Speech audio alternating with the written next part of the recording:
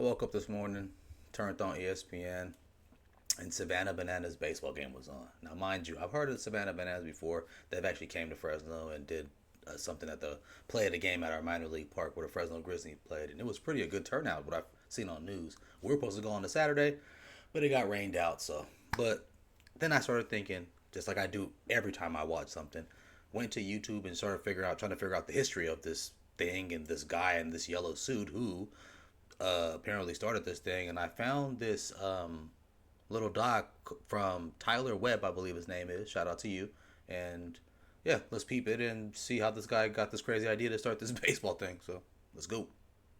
Coming out of high school, he was getting scouted by MLB teams. Once he finished college, he took a job as GM of the worst team in the country. But now Jesse Cole is the owner of the most recognizable baseball team in America, just 8 years after going $1.8 million into debt and sleeping on an air mattress in a garage.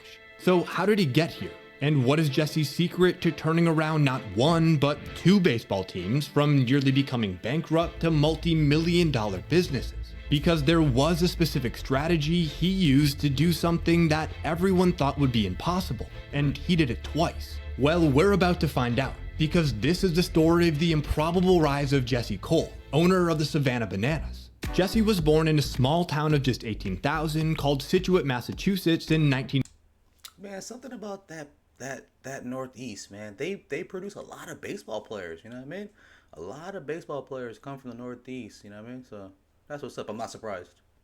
1984. He was an only child, and by the age of 8, his parents had divorced. Now, Jesse spent most of his childhood living with his dad as his mother struggled with drug addiction, and the two immediately bonded over the game of baseball. Jesse started playing at 4 years old, even serving as the Red Sox bat boy at the age of 5. He actually describes the moment he fell in love with the game when he was sitting in the Red Sox dugout as an introverted 5-year-old with no one to talk to, when suddenly Hall of Fame pitcher Lee Smith came over and spent 5 minutes talking to him. Jesse described this as the moment he not only became a Red Sox fan, but realized what the game of baseball was truly about, giving fans experiences they'll never forget. But before he could fully realize that dream, he had a dream of his own to live out, playing professional baseball. You see, Jesse enjoyed playing baseball so much and showed enough promise at a young age that his dad quit his job to buy an indoor baseball training facility so that Jesse could play and train year-round. And this leap by his dad paid off, since by the time he graduated high school in 2002, Jesse had college offers to play at schools like Boston College, Northeastern, and Wake Forest. He was even being scouted by MLB teams, but ended up choosing to play at Wofford College in Spartanburg, South Carolina. At the time, Wofford was the second smallest D1 school in the country, but Jesse said he was chasing warmer weather and the best offer. So on a full-ride scholarship, he moved to South Carolina and became a talented two-way player during his 5-year college career. During his senior year, he had an 8-2 record with an 0.94 ERA and even threw a no-hitter. He also batted .400 with 3 home runs and 12 RBIs. This was enough to earn him a workout with the Pirates and receive interest from the Mets, Padres, and Braves. But then he started noticing a pain in his throwing shoulder, and an MRI eventually revealed 3 tears in his shoulder, which required him to get surgery in 2007, effectively ending his baseball career. But Jesse describes it as the best thing to ever happen to him, mainly because of what it led to next. Jesse graduated from Wofford in 2007 with a degree in leadership that he designed himself through a loophole in the school's humanities department. And that summer, he began coaching some of the top college players in a summer league in Cape Cod, and he hated it, describing in countless interviews how he was bored out of his mind. But it was here where he had what he calls his Walt Disney moment. You see, Walt Disney originally got the idea for Disneyland while watching his daughters play at a park, during which one of them said, "I wish there was a place for adults and children to have fun together." And Jesse had the same sort of realization while coaching, because even though he was surrounded by some of the best young baseball talent in the country, he couldn't escape the one thing about baseball that he absolutely hated. It was boring. But he also knew that he couldn't do anything about it from a dugout. So he quit coaching and took an unpaid internship with another local college team called the Spartanburg Stingers. And on his first day, it was clear that this was where Jesse was meant to be. So I took an internship, but that first day I was given a phone book and I was told, just sell sponsorship. And I go, what am I selling? They go, billboards, ads. There was really no training, nothing, given a phone book. But for some reason, I was like, all right, well, I'll treat it as a baseball player. Like, I'll be competitive. Let's see how many people I can call today. Let's see how many meetings. You never lose that competitive edge as an athlete. It could be in sales, it could be in trying to, working out, whatever. But you always just have that competitive edge. That's crazy, man. So I bet you he took it as a challenge and dominated. I can get today. Let's see how many sales I can get today. And in 2 months that internship, I sold more than the entire team had sold all year. His performance as an intern gained the attention of another collegiate summer team in Gastonia, North Carolina. And at the age of 23, he was offered the position of general manager for the Gastonia Grizzlies of the Coastal Plain League. Now, on the surface, this seemed like an incredible opportunity, but Jesse quickly realized that the reason he was offered the job was because the Grizzlies were the worst and possibly the poorest team in the entire country. On his first day as GM, the team had just $268 in their bank account, and payroll for his 2 full-time employees was due that Friday. Upon further digging, Jesse found that the team had actually lost $150,000 the previous year and averaged fewer than 200 fans per game. This dire financial position meant Jesse couldn't pay himself for the first 3 months on the job. But even facing this seemingly impossible task, he describes how the team became his life, because it was here that he realized the impact he could have on the game of baseball. He just needed to get the team's owner on board. And I remember I called the owner of the team back then. I said, we're no longer going to be a baseball team. He goes, what are you talking about? I go, it's going to be a circus and a baseball game will break out. He goes, what are you talking about? I go, we're going to have grandma beauty pageants. Our players are going to do choreographed dances. We're going to serve donut burgers and donut dogs. I'm going to get in the dunk tank every day, and we're going to see what happens.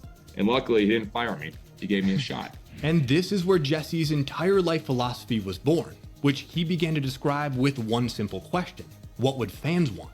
This question led the way for Jesse and his team to dream up some of the craziest promotions in the country, including Midnight Madness, in which the first pitch was at midnight, with festivities happening before the game, including bed races, eating contests, and players in a dunk tank. The first Midnight Madness drew 3,150 fans, with most staying past 2 a.m. The promotion even won the Grizzlies the 2010 and 2011 Promotion of the Year award across all baseball teams in America. And fans started to take notice of what Jesse was building, with attendance eventually rising from an average of 200 to 2,000 fans per game. In fact, in 10 straight years, from when Jesse took over the team in 2007 until 2017, the Grizzlies kept breaking their own attendance record, welcoming close to 60,000 fans to the ballpark each summer and regularly setting single-game records of 4,000 plus fans throughout the season. No other team in the entire league ever came close to those sorts of numbers, and this turnaround won the team a litany of awards, including earning Jesse the Coastal Plain League's first ever Executive of the Year, as well as Gastonia's Person of the Year in 2013. It also earned him a minority stake in the team in 2010, which he eventually bought outright in 2014, likely for millions of dollars. But quite possibly, Jesse's biggest prize from his time with the Grizzlies is his wife Emily, who he proposed to in the middle of a game in his iconic yellow suit. And when she said yes, fireworks were set off in the outfield, delaying the game for over 30 minutes. However, it was what she did for Jesse after the proposal that changed the course of their lives forever. Because the very next weekend, Emily surprised her new fiance with a trip to Savannah, Georgia. Now, spending their entire careers in baseball, you'd think Emily and Jesse wouldn't want to spend their vacation at a baseball stadium. But the self-described ballpark junkies sought out the historic Grayson Stadium during their trip. The couple was excited to see the 4,000-seat venue, which was built in 1925 and had been home to several minor league teams in Savannah during its 100-year history. Legends such as Babe Ruth, Lou Gehrig, Hank Aaron, and Jackie Robinson had all played here early in their career. And during their visit, Emily and Jesse were excited to catch a Sandgnats game, who were a minor league affiliate of the New York Mets at the time. But when they arrived at the stadium, they found it nearly empty. Fewer than 200 people were in attendance, but the ballpark captured both of their imaginations, and the couple had already made up their mind. So I remember that night, I called the commissioner of our league, and I said, if this team ever leaves, we're coming to Savannah. He said, okay, Jesse, whatever you say. And luckily for them, the very next year, the Sandgnats left Savannah in search of a new stadium, which provided the Coles an opening to put a Coastal Plain League team in Grayson Stadium. So they bought the rights to an expansion team, signed a $20,000 per year stadium lease, and brought a group of 4 employees with them to start building a team in Savannah in 2015. But immediately upon arrival on October 5th, the problems with the stadium became evident. It was clearly old and in desperate need of renovations, but the Sandgnats had left them with nothing. No furniture, no equipment, even cutting all of the phone and internet lines. This meant that Jesse, Emily, their 24-year-old team president, Jared Orton, and 3 22-year-old interns had to work on a plastic folding table in a storage room for the first few months. And that's when they started to realize that the situation in Savannah was even worse than they had originally expected, because they began to learn that the city was actually rooting for the team to fail. And frankly, you couldn't blame them. Savannah had a history of professional teams coming and going for the last 90 years. And now some young guy from North Carolina in a yellow tuxedo was going to come and bring a college team here, and it was somehow going to work. And this skepticism was obvious at every turn. Less than 100 people in a city of 150,000 came to the team's big launch event, and in the first 2 months of owning the team, Jesse had sold just 1 season ticket. Not to mention, he was quickly running out of money. And then in January 2016, Jesse received a call from someone on his team to let him know that he had missed payroll and overdrafted their account.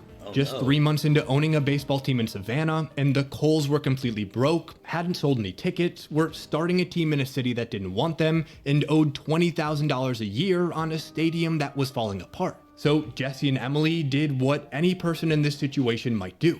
They sold their house in North Carolina, emptied their savings accounts, moved into a garage-turned-studio apartment in Savannah, and slept on an air mattress. In total, the Coles were $1.8 million in debt and had to field a team in 5 months. So they concocted a plan.